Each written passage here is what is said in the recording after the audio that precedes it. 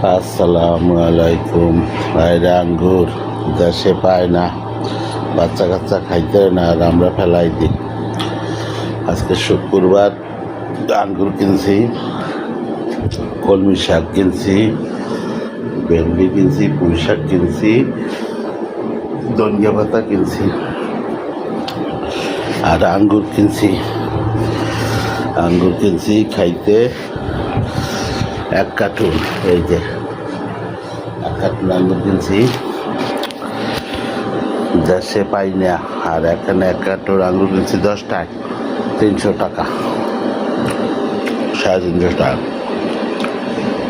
বাচ্চা কাচ্চা আঙ্গুর পায় না, আর আমরা তাজা। কে খাবেন আঙ্গুর? আসেন, খুব মিষ্টি,